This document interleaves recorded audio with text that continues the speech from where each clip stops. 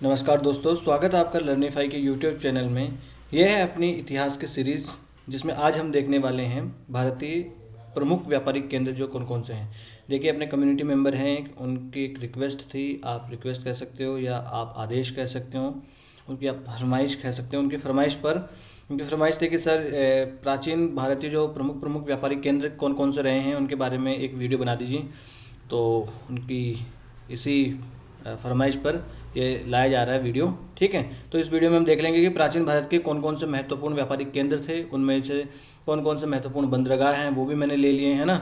इस प्रकार से जो महत्वपूर्ण व्यापारिक केंद्र बंदरगाह हैं वो इसमें हम डिस्कस कर लेंगे। तो चलिए शुरू करते हैं आज का लेक्चर। हाँ जी, देखिए ये हैं अपने कम्युनिटी मेंबर अनिल शर्मा जी। इन्होंने रिक्वेस्ट की थी कि सर जो है ऐसा एक आप वीडियो बना दीजिए।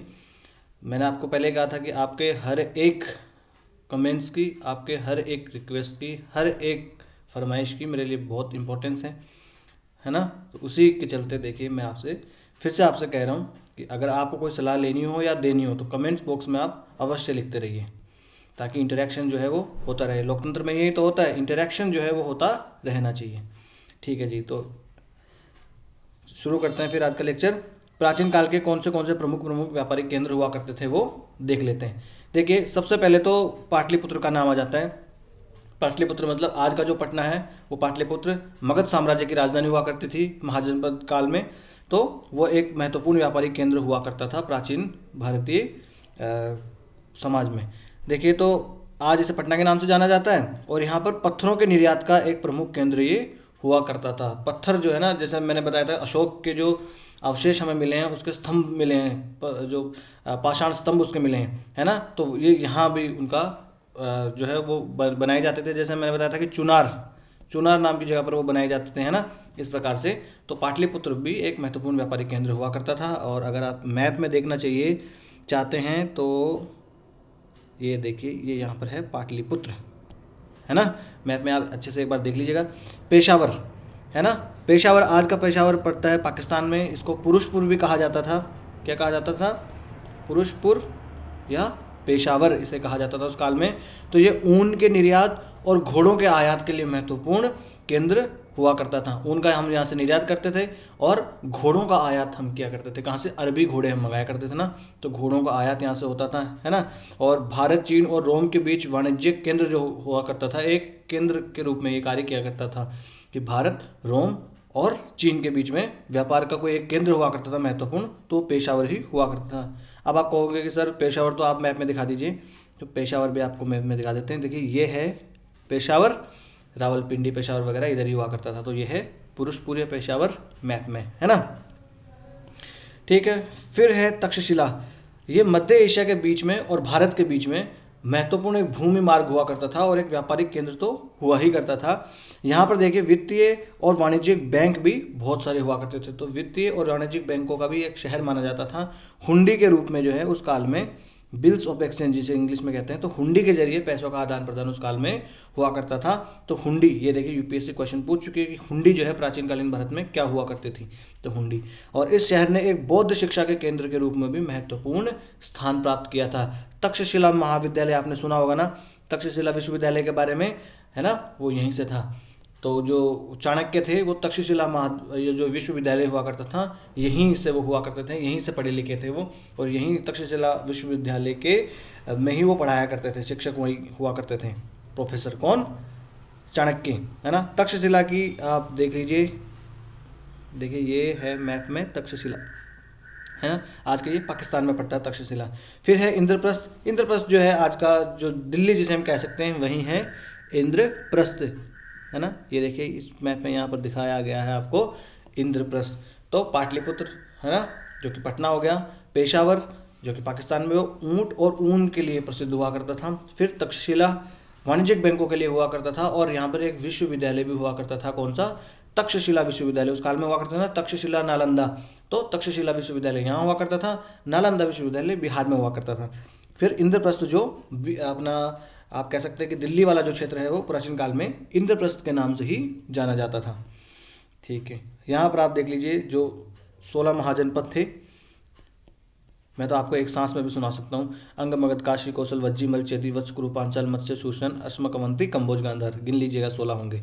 ये आपको वैसे अभी याद रखने की जरूरत नहीं है, मैंने तो बचपन में याद कर लिए थे, वही तभी से याद है।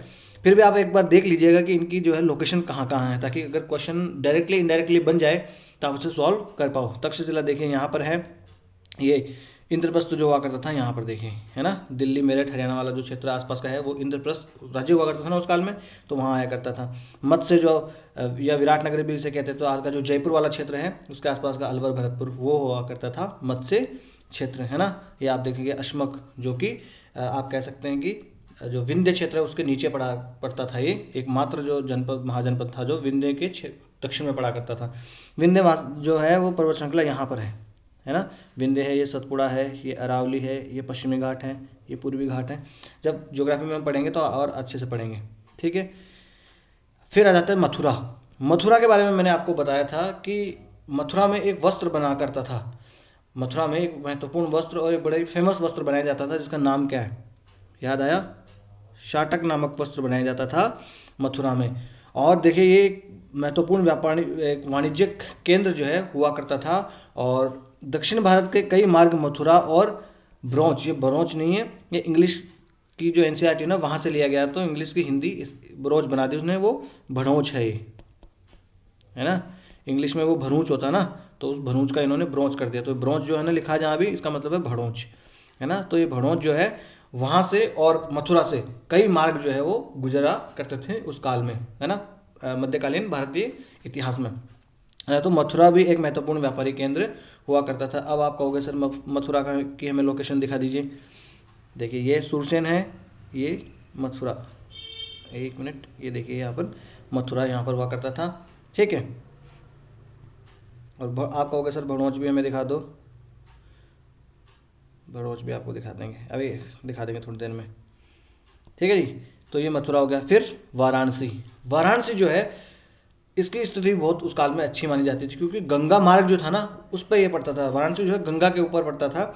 और जब मैं आपको मौर्य काल पढ़ा रहा था तभी मैंने बताया था कि मौर्य काल में वाणिज्यिक जो वो व्यापार हुआ करता था वो आंतरिक व्यापार भी हुआ करता था और बाह्य व्यापार भी हुआ करता था, और स्थल मार्ग से भी व्यापार हुआ करता था और जल मार्ग से भी व्यापार हुआ करता था। तो जल मार्ग में नदी मार्ग एक महत्वपूर्ण भूमिका निभाता था, और तो वो जो नदी मार्ग से व्यापार होता था उनमें वाराणसी का एक महत्वपूर्ण स्थान है ना, जो उत्तर को पूर्व से जोड़ने वाले राजमार्गों पर ही स्थित हुआ करता था, है ना।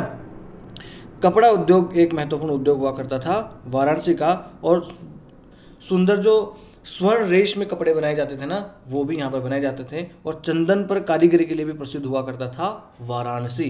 देखिए एनसीईआरटी से लिया गया है, एनसीईआरटी 11th क्लास की बिजनेस स्टडीज की एनसीईआरटी है, वहाँ से ये लिया गया है। तो एक एक चीज़ यहाँ से इंपॉर्टेंट है, क्योंकि यूपीएससी का क्वेश्चन कहाँ से बनाती है, एनसीईआरटी है। और इसका संबंध जो है वो तक्षशिला और भरूच, है ना, भरूच भड़ोच जो है वहाँ से भी हुआ करता है। भरूच जो है वो गुजरात में पड़ता है, कोस्टल सिटी थी भरूच उस काल में, है ना।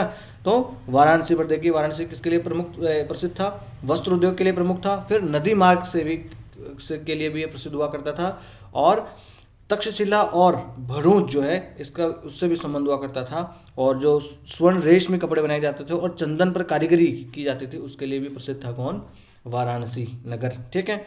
अब है मिथिला। अब मिथिला के जो व्यापारी थे वो बंगाल की खाड़ी से दक्षिण चीन सागर तक जो है नाव जो थी उनके जरिए व्यापार किया करते थे और समुद्र पार जाया करते थे। उनमें देखिए आप जावा सुमात्रा और बोर्नियो के द्वीपों तक भी ये जाया करते थे। अब आप कहोगे सर जावा सुमात्रा बोर्नियो का है, इंडोनेशिया का आपने नाम सुना है, तो वो इंडोनेशिया जो है ना उसी के ये भाग है, द्वीपीय भाग है जावा सुमात्रा और बोर्नियो, है ना। और फिर मिथिला ने दक्षिण चीन में विशेष रूप से यूनान में व्यापारिक उपनिवेश भी उसने स्थापित किए थे। तो दक्षिण चीन जो था वहाँ पर मिथिला के जो लोग थे उन्होंने व्यापारिक केंद्र स्थापित किए, और यूनान में भी व्यापारिक केंद्र इन्होंने स्थापित किए थे। तो मिथिला के लोग देखिए नौकाओं द्वारा दक्षिण चीन सागर में भी जाया करते थे। अब मैं आपको एक बार लोकेशन दिखा दूं, यहाँ पर आइए, देखिए ये है, देखिए ये सुमात्रा, ये जावा है ना, ये बोर्नियो है, ये पूरा द्वीप है ना, ये पूरा द्वीप बोर्नियो है ना, ये भी है, ये कालीमंटन यहीं पे है। इस प्रकार से ये सुलावेसी आइलैंड है, सुलावेसी द्वीप है ये भी इंडोनेशिया के अंतर्गत ही आता है। ये भी इंडोनेशिया के, ये सुमात्रा है, ये अपने अंडमान निकोबार है ना, उनके पास में पड़ता है। ये द्वीप जो है ये जावा द्वीप है, ये इंडोनेशिया के अंतर्गत ही आता है ना। इस प्रकार से अपने देखिए ये है यहाँ पर वाराणसी, और मिथिला के जो व्यापारी थे इस प्रकार से वो व्यापार करते करते दक्षिण चीन सागर में, देखिए ये जो क्षेत्र दिखाया गया है, ये समुद्री क्षेत्र है, ये दक्षिण चीन सागर है, दक्षिण चीन सागर है ना, दक्षिण चीन सागर है ये। तो यहाँ तक जो है वो व्यापारिक केंद्र जो हुआ करते थे, और यहाँ पर इन्होंने जो दक्षिण चीन है, यहाँ पर इस दक्षिणी चीन में तो इन्होंने उपनिवेश भी स्थापित किए थे कि इन्होंने मिथिला के जो व्यापारी हुआ करते थे। समझ में आ गया आपको? ठीक है, चलिए वापस। हाँ जी, ठीक है। फिर है उज्जैन। उज्जैन जो है, अब मैं आपको बता देता हूँ उज्जैन। देखिए ये है उज्जैन। आप देखिए अवंती जो हुआ करता था, यहाँ से एक बार मैं क्लियर कर दूँ स्क्रीन को। अवंती, यहाँ पर देखिए अवंती जो अपना महाजनपद हुआ करता था, उसकी राजधानी हुआ करती थी उज्जैन। उसकी दो राजधानी थी, एक उज्जैन और एक माहेशमती। वो जो बाहुबली में माहेशमती नाम दिखाएगा ना, वो वाली माहेशमती नहीं, माहेशमती ये है ना। तो ये माहेशमती जो है वो हुआ करती थी राजधानी इसकी उज्जैन, और माहेशमती जो है वो अवंती की राजधानी हुआ करती थी। तो उज्जैन भी उस काल में एक महत्वपूर्ण व्यापारिक केंद्र माना जाता था, है ना। तो यहाँ पर देखिए अगेट पत्थर होता है ना। कार्नेलियन भी एक पत्थर होता है ना। मलमल है ना, और मेलो कपड़ों के निर्यात के लिए ये प्रमुख माना जाता था क्या, उज्जैन। और इसका तक्षशिला और पेशेवर के साथ भूमि मार्ग से भी संबंध था। तो उज्जैन देखिए अगेट और कार्नेलियन पत्थरों के लिए भी ये माना जाता था। क्षिप्रा नदी जो है ना, क्षिप्रा नदी के किनारे उज्जैन बसा हुआ है। तो क्षिप्रा नदी जो है उसके तलहटी में जो ये अगेट और कार्नेलियन पत्थर मिला करते थे।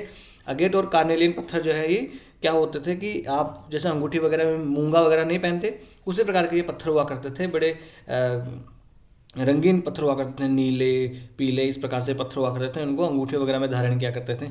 एक बार आप नेट पे एक बार और देख लीजिएगा ये, ताकि आपको एक दिमाग में अच्छे से छवि बन जाएगी, है ना। तो ये उज्जैन इसके लिए प्रसिद्ध हुआ करता था। फिर सूरत देखिए, ये मुगल काल के दौरान भी एक पश्चिमी व्यापार का केंद्र माना जाता था। सूरत जो है ये है गुजरात में, और अपने पश्चिमी जो समुद्र तट है वहाँ पर स्थित है। अभी आपको मैं चित्र में भी दिखा दूंगा। देखिए आप आ जाइए यहाँ पर, ये है तापी नदी, ये तो नर्मदा नदी है। मैं आपको एक मिनट बता देता हूँ। यहाँ पर आप देखिए ये है सूरत, ये तापी नदी आ रही है, तापी नदी के किनारे पर है सूरत। कौन सी नदी के किनारे? तापी नदी के किनारे। तो ये सूरत देखिए यहाँ है ना। अभी करंट अफेयर में है, सूरत में एक डायमंड सिटी बन रही है। विश्व की सबसे बड़ी एक ऑफिस बिल्डिंग बनाई गई है सूरत में, जिसे डायमंड बोर्ड्स का नाम भी दिया गया है। तो ये हो गया आपका करंट अफेयर, है ना।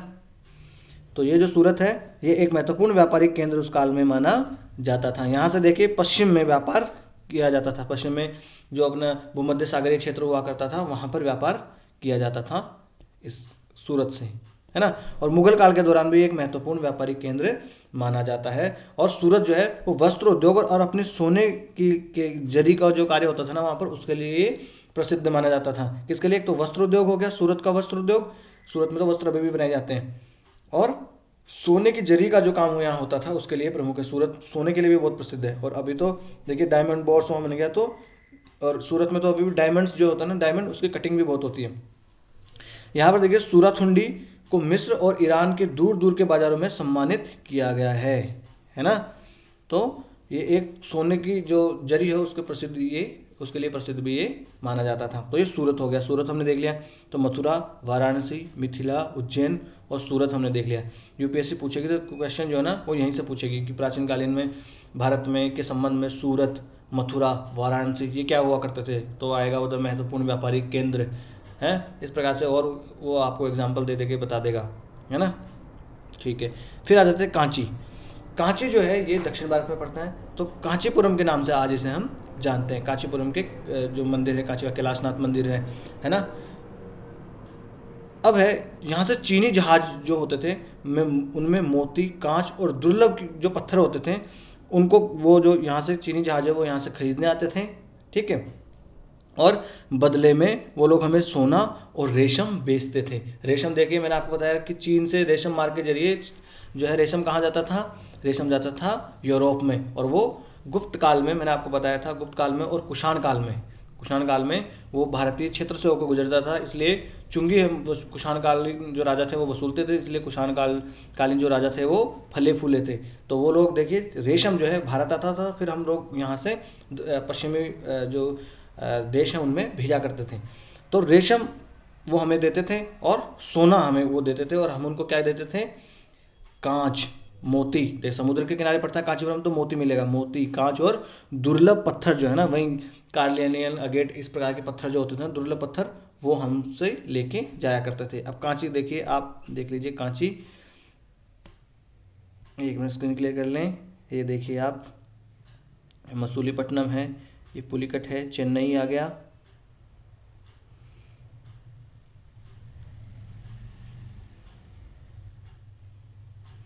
कांची का कैलाशनाथ मंदिर यहीं तमिलनाडु में हुआ करता था, यही कांची हुआ करता था, कांची है ना, आप इतना याद रखिए। तो कांची का कैलाशनाथ मंदिर जहाँ है वहीं पे, तो कांची जो है वहाँ से क्या, जो चीन से जो जहाजें आया करती थी वो हम लोगों से लेके मोती, कांच और ये सब लेके जाती थी, दुर्लभ पत्थर वगैरह, और वो लेके आते थे सोना और क्या, रेशम। रेशम को हम यहाँ से क्या किया करते थे, रेशम को भेज दिया करते थे पश्चिमी भारत, पश्चिमी जो देश हैं, जैसे कि यूरोप के जो देश हैं उनमें, और सोने को कहाँ भेजते थे, सोने को अपने पास रख लेते थे, है ना। फिर है मदुरा।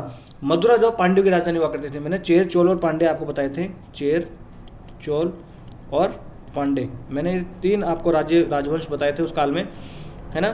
तो ये जो मदुरा हुआ करती थी वो पांड्यों की राजधानी हुआ करती थी, है ना, ठीक है। और जिन्होंने मन्नार की खाड़ी की मोती मछलियों को नियंत्रित किया था, तो मन्नार की खाड़ी में जो मोती मछलियां मिलती थी उनको इन्होंने नियंत्रित कर लिया, और इसने विदेशी व्यापारियों, विशेष रूप से रोम के रहने वाले व्यापारियों को समुद्र पार के व्यापार करने के लिए आकर्षित किया। तो दक्षिण भारतीय ये जो राज्य हुआ करते थे वो तो रोम के साथ व्यापार करते ही थे। मैंने आपको बताया भी था कि रोम का जो वो एक विद्वान होता है प्लिनी तो विलाप करते हुए कहता है कि रोम जो है अपना पूरा सोना भारत को लुटाता जा रहा है, और धीरे धीरे अपना जो सोना का जो इनका खजाना है वो लुटाता जा रहा है और ये खत्म होता जा रहा है। प्लिनी विलाप करता है, मैंने आपको बताया भी था जब मैंने आपको पढ़ाया था तब, ठीक है। तो मदुरा जो कि पांड्यों की राजधानी हुआ करती थी, देखिए मदुरा जो है यहीं पे कावेरी नदी के किनारे, सॉरी वैगई नदी के किनारे पर जो है ये मदुरा पड़ा करता था। एक मिनट, यहाँ पर मदुरा पड़ा करता था, तो ये वाला क्षेत्र है ना, ये दक्षिण भारत में मदुरा या मदुरई जिसे कहते हैं, और ये इनकी पांड्यों की राजधानी हुआ करती थी, और वैगई नदी के किनारे मदुरा या मदुरई जो है वो है, ठीक है।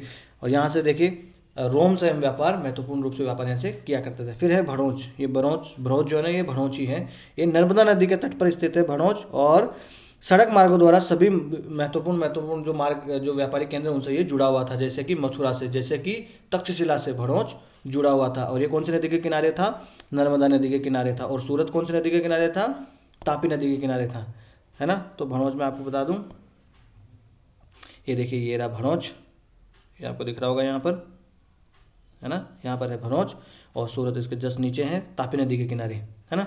तो यहाँ से देखिए ये सीधा यहाँ पर मथुरा है, मथुरा से जुड़ा होता था, यहाँ से तक्षशिला है, तक्षशिला से ये जुड़ा होता था। इस प्रकार से महत्वपूर्ण व्यापारिक केंद्र थे, उनसे ये उस काल में जुड़ा हुआ था, ठीक है। अब आ जाता है कावेरी पट्ट, यह कावेरी पट्टनम, ठीक है। तो ये एक वैज्ञानिक रूप से बसाया गया एक शहर माना जाता था उस काल में। यहाँ पर देखिए जो माल है उसकी ढुलाई के लिए, और माल कैसे उतरेगा उसके लिए जो महत्वपूर्ण जितनी भी प्रकार की सुविधाएं हो सकती है ना, उस काल में यहाँ पर हुआ करती थी कावेरी पट्टनम में। और जो विदेशी व्यापारी लोग थे वो भी अपना यहाँ पर हेडक्वार्टर बनाया करते थे, मुख्यालय जो है अपना यहाँ पर बनाया करते थे। यहाँ से देखिए मलेशिया, इंडोनेशिया, चीन और सुदूर पूर्व के साथ हम व्यापार किया करते थे, है ना। उन देशों के साथ हम यहाँ से व्यापार किया करते थे, और यहाँ से सुगंधों वाली, सौंदर्य प्रसाधन वाली इत्रें हो गई, रेशम हो गया, ऊन, कपास, मूंगा, मोती, सोने और जो कीमती पत्थर हुआ करते थे ना, और जहाज निर्माण के लिए भी प्रसिद्ध हुआ करता था कावेरी पट्टनम, क्योंकि समुद्र के पास में है। तो इस प्रकार से हम इन चीज़ों का वहाँ पर व्यापार किया करते थे, यानी सोना हो गया, है ना, कीमती पत्थर हो गए, मूंगा, मूंगा, है ना। मूंगा क्या होता है, कोरल्स होते हैं। कोरल कहाँ पाए जाते हैं, समुद्र में। तो समुद्र के किनारे जो क्षेत्र होगा वहाँ पर ये चीज़ें मिलेगी। मोती कहाँ मिलेगा, जो समुद्र के किनारे होगा, है ना। आपको कहे कि मथुरा में मोती मिलते थे, तो नहीं, क्योंकि मथुरा कहाँ है, वो अपने हिंटरलैंड में पड़ता है। और अगर आपको कहे कि पांड्यों की राजधानी में मथुरा में अगर होता था इसका व्यापार, तो आप कह सकते हैं कि हाँ जी मिलता था। कांचीपुरम में आपको हो तो हाँ तो मिल सकता है। क्यों, क्योंकि कांचीपुरम कहाँ पड़ता है, वो समुद्र किनारे पड़ता है। और कावेरीपट्टनम ये भी समुद्र किनारे पड़ता था, है ना। तो इसलिए यहाँ से सौंदर्य प्रसाधन की वस्तुओं का भी व्यापार यहाँ से हुआ करता था। ये आप देखिए, कावेरी पट्टनम, ये है मसूलीपट्टनम, ये है नागापट्टिनम। कावेरीपट्टनम कहाँ गया, एक मिनट रुकिए, लाया तो था मैं, देख लेते हैं।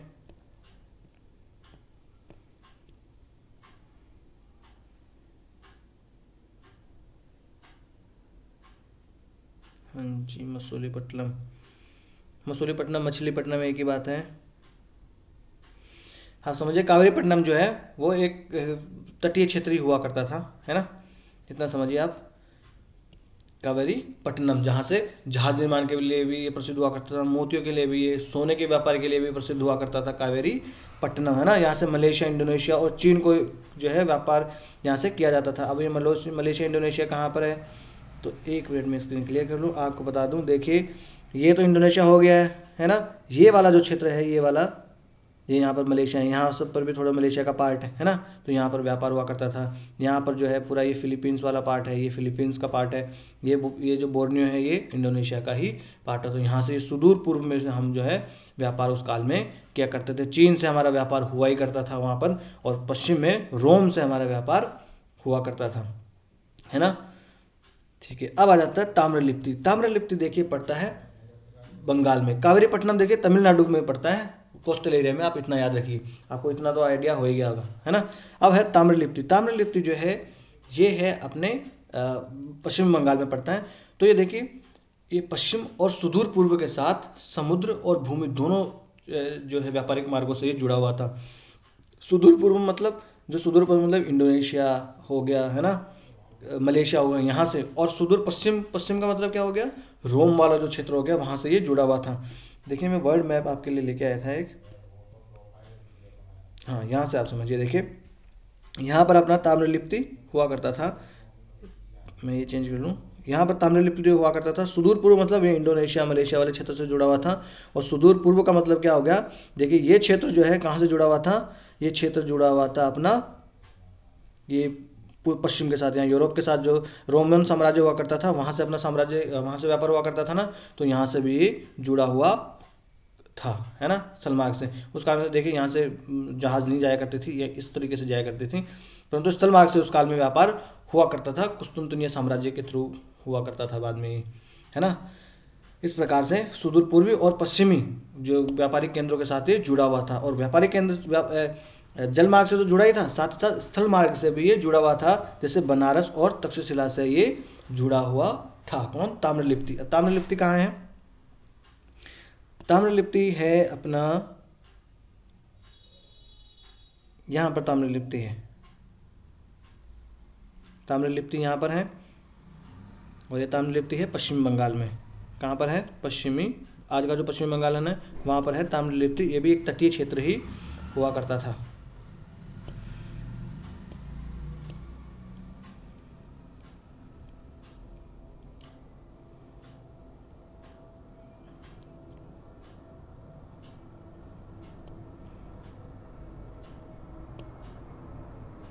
देखिए, ये रहा ताम्रलिप्ति, आपको बता दूँ, ये ताम्रलिप्ति रहा, है ना। ये पश्चिमी बंगाल वाला जो क्षेत्र है ना, वहीं पे ताम्रलिप्ति हुआ करता था, है ना। चलिए आगे चलें। यहाँ तक हमने देख लिया। तो सूरत हो गया, इधर कावेरीपट्टनम हो गया, भनोच हो गया, मदुरा हो गया, कांची हो गया। ताम्रलिप्ति, भनोच कौन सी नदी के, नर्मदा नदी के किनारे था। सूरत कौन सी नदी के किनारे था, तो सूरत हुआ करता था कौन सी नदी के किनारे, तापी नदी के किनारे, है ना। ये आपसे यहाँ पर ये चित्र है, इसमें और व्यापारिक केंद्र दिए हुए हैं, ये आप देख लीजिएगा शांतिपूर्वक ढंग से, है ना। ये मसूलीपट्टनम है, देखिए मसूलीपट्टनम भी एक व्यापारिक केंद्र हुआ करता था। तो मसूलीपट्टनम जो है वो भी क्या था, एक बंदरगाह भी उस काल में माना जाता था। ये पुदुचेरी है, कराईकल, यनम, माहे जो है ये सब है ना, गोवा, दमन दीव, नागापट्टिनम वगैरह जो है ये सब उस काल में माने जाते थे। अब देखिए ये सब चीज़ें मैंने आपको पहले भी ऑलरेडी पढ़ा दी है। ये जब मैं आपको प्राचीन कालीन भारत पढ़ा रहा था तब ये सब चीज़ें मैंने आपके साथ डिस्कस किए, फिर भी जो है अब एक साथ ही डिस्कस कर रहे हैं तो और देख लेते हैं। सिंधु घाटी सभ्यता के काल में जो है व्यापारिक केंद्र कौन कौन से हुआ करते थे, हम वो यहाँ पर देख रहे हैं। देखिए जैसे कि अपनी सिंधु घाटी सभ्यता है उस काल में इसकी समकालीन सभ्यताएं कौन कौन सी हुआ करती थी। इसकी समकालीन सभ्यताएं एक तो देखिए चाइना की एक सभ्यता हुआ करती थी, है ना, ये अपनी इंडस वैली सिविलाइजेशन यहाँ पर है। ये यहाँ पर देखिए एक मेसोपोटामिया सभ्यता हुआ करती थी और एक मिस्र की सभ्यता हुआ करती थी। तो ये मेसोपोटामिया की सभ्यता के साथ में हमारा व्यापार उस काल में चला करता था, है ना। तो उस काल में वहाँ पर हमारा व्यापार हुआ करता था। और 3 स्थानों का उस काल में देखिए नाम आया, एक तो मेलुहा, एक दिलमुन और एक माकन, है ना। जिसमें से मेलुहा का मतलब तो क्या था, अपनी जो सिंधु घाटी वाला क्षेत्र है वही था मेलुहा।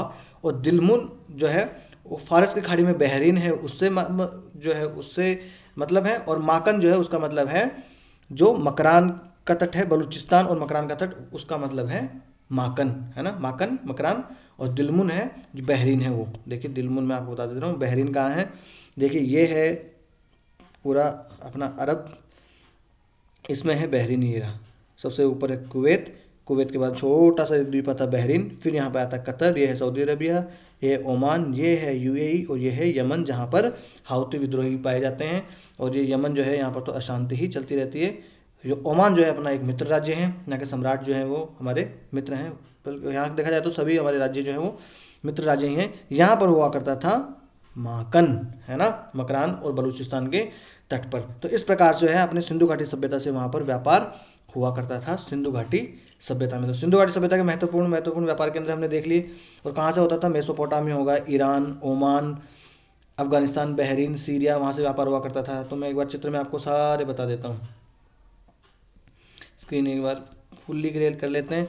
देखिए ये है सीरिया यहाँ पर, और ये इजराइल, यहाँ पर इजराइल फिलिस्तीन का युद्ध चल ही रहा है। लेबनान देखिए भूमध्य सागर से लगता है, सीरिया लगता है, जॉर्डन नहीं लगता, याद रखना।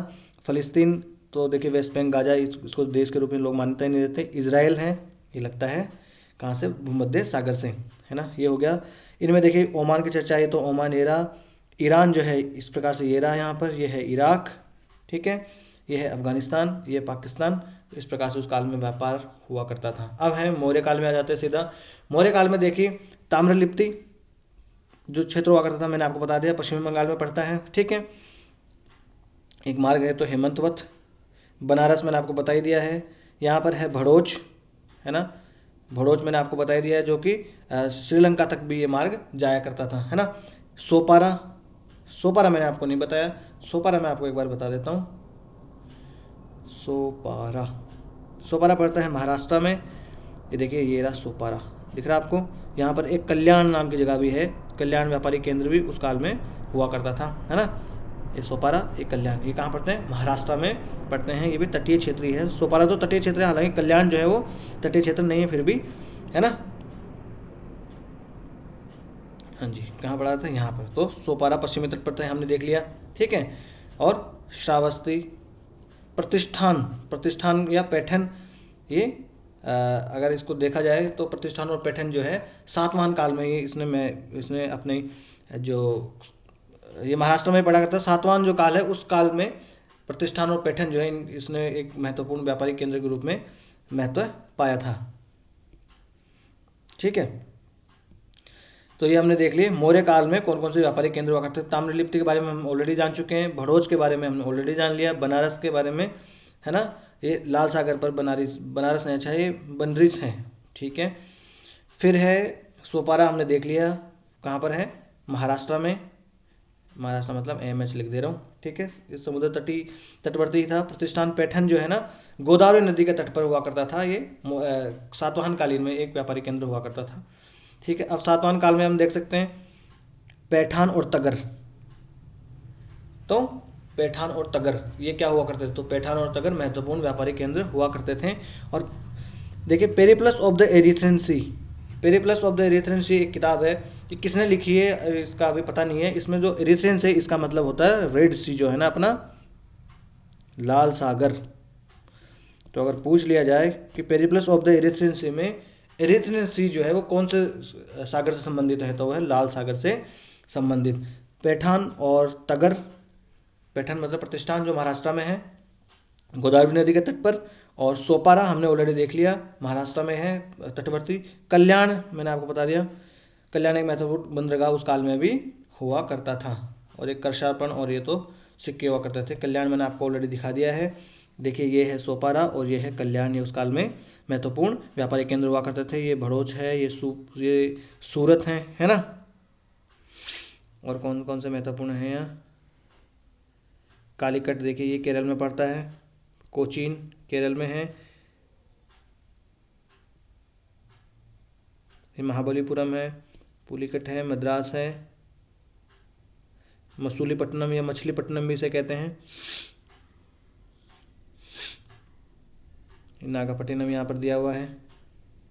पुम्पुहार देखिए, पुम्पुहार है एक महत्वपूर्ण व्यापारिक केंद्र, यहाँ पर तुतीकोरिन है। पुम्पुहार व्यापारिक केंद्र है, साथ ही साथ ये एक बंदरगाह भी है। ये देखिए ये क्वेश्चन यूपीएससी ने पूछ लिया था, पुम्पुहार, कोरकई और ये सब चीज़ें है ना। तो पुम्पुहार यहाँ पर लिखा हुआ है, आप ध्यान से इसको पढ़िएगा, आपको एक एक जो है ये इंपॉर्टेंट है आपके लिए। तो सातवाहन काल के महत्वपूर्ण व्यापारिक केंद्र हमने देख लिए हैं, ठीक है। अब चल लेते हैं आगे। मौर्योत्तर काल में कौन कौन से महत्वपूर्ण व्यापारिक केंद्र माने जाते थे, तो यहाँ पर देखिए आप श्रीलंका का तो आपको पता ही है, भारत के जस्ट नीचे अगर भारत है अपना, ओहो ये तो इतना गंदा तो भारत बिल्कुल नहीं है अपना, है ना।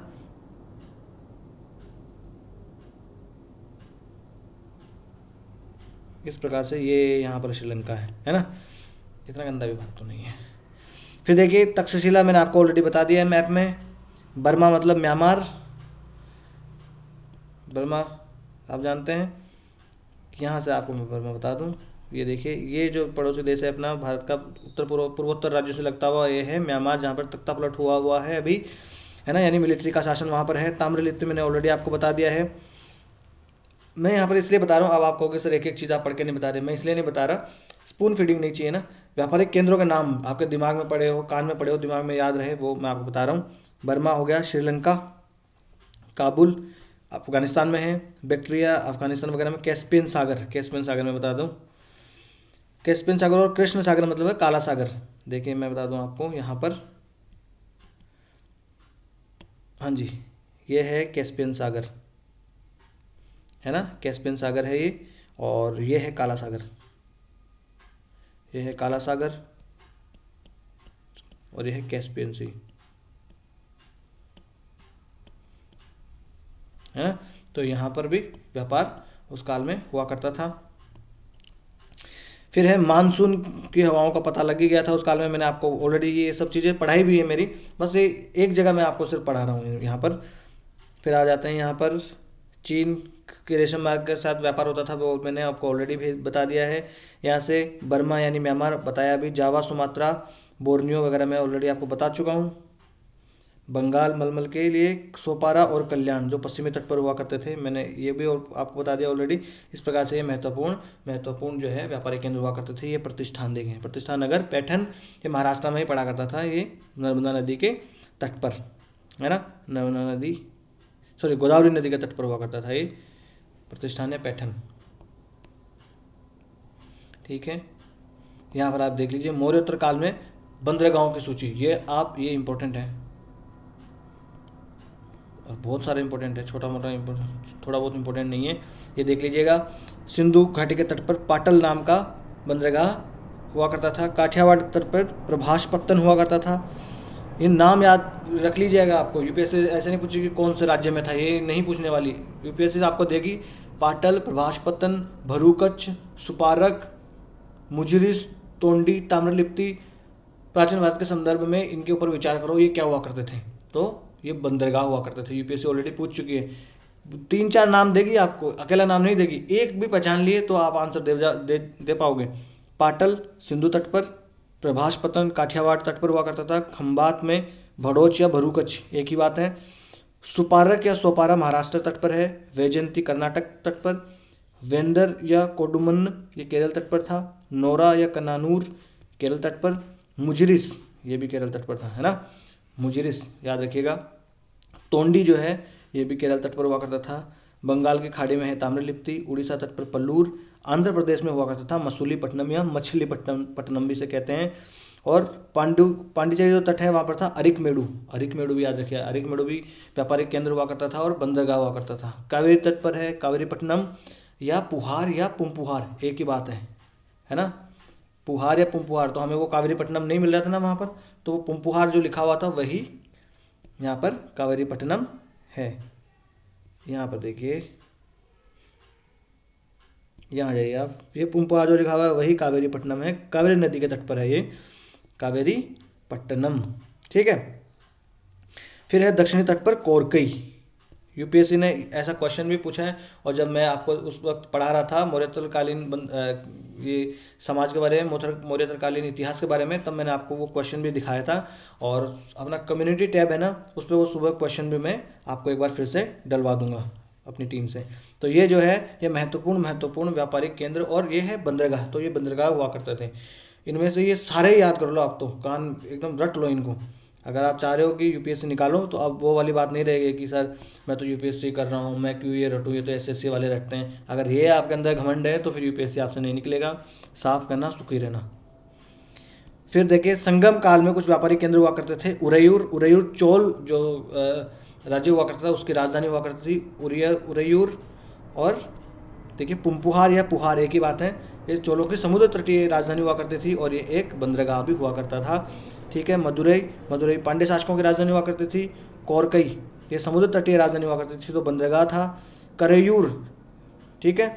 मुसरी जो है ये चेरकालीन बंदरगाह हुआ करता था। तो यूपीएससी ने यही पूछा था, कोरकई, करयूर, पुहार, ये 2-3 नाम दिए थे। ये प्राचीन भारत के संबंध में इन पर विचार कीजिए, ये क्या थे। तो ये बंदरगाह हुआ करते थे। आपने पुहार पहचान लिया, कोरकई पहचान लिया, करयूर, मुसरी, कुछ एक भी पहचान लिया तो आप उसका आंसर दे पाओगे, ठीक है। ये संगम काल में व्यापारिक केंद्र हुआ करते थे, महत्वपूर्ण वो भी है। देखिए ये कावेरीपट्टनम जिसे पुहार या पुम्पुहार भी कहते थे, ये नागापट्टिनम यहाँ पर दिया हुआ है ना। ये देखिए कोरकई यहाँ पर दिया हुआ है। ये वैगई नदी है। कौन सी नदी है? ये वैगई नदी। तो ये कोरकई यहाँ पर दिया हुआ है। कन्याकुमारी, ये मुशिरी जो है वो दिया हुआ है। मुसरी जो अब मैंने आपको बताया, ये देखिए ये मुसरी, यहाँ पर देखिए ये मुसरी बताया ना, ये है मुसरी संगमकालीन। यहाँ पर आप देख सकते हैं मुसरी, है ना।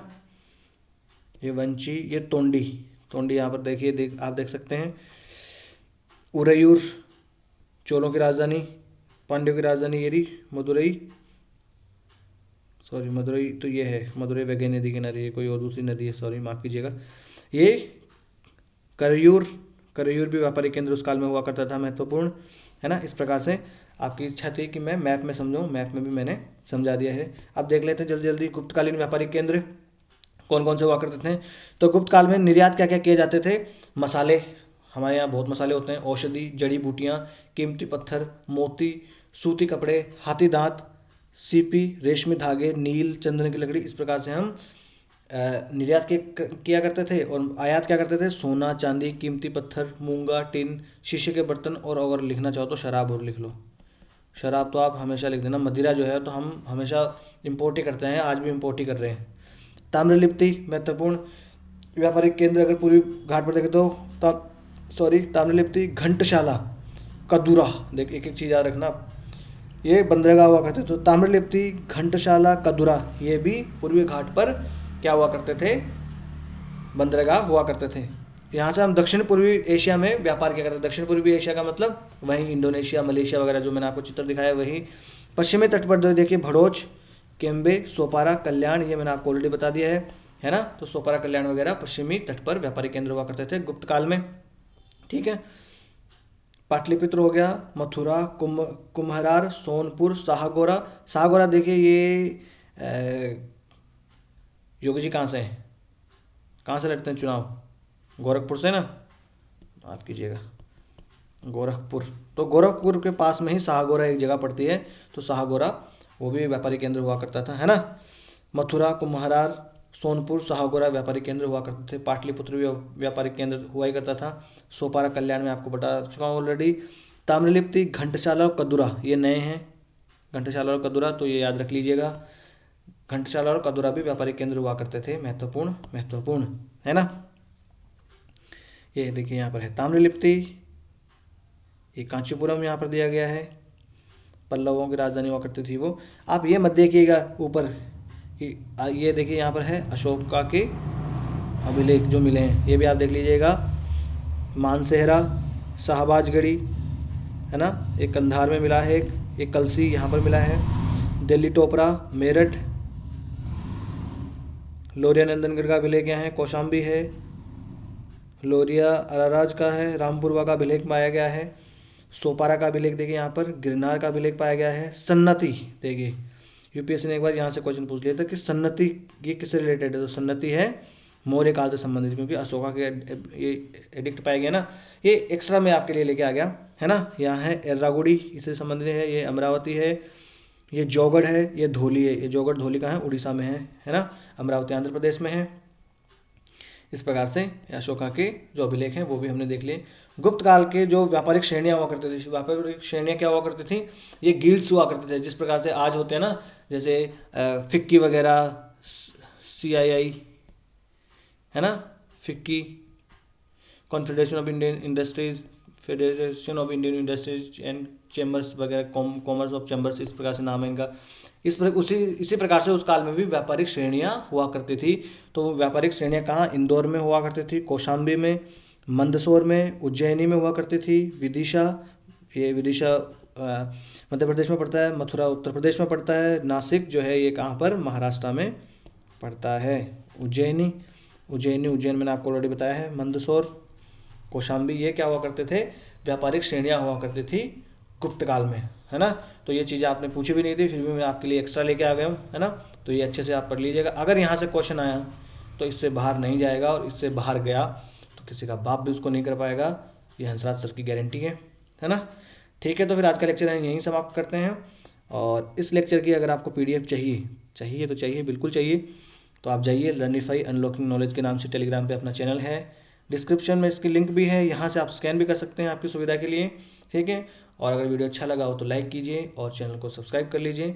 अगर कोई सलाह लेनी हो या कोई सलाह देनी हो तो आप कमेंट्स बॉक्स में लिखते रहिए हमें, और बड़े ही लोकतांत्रिक ढंग से हम अपने इस छोटे से परिवार को आगे बढ़ाएंगे। नमस्ते, धन्यवाद।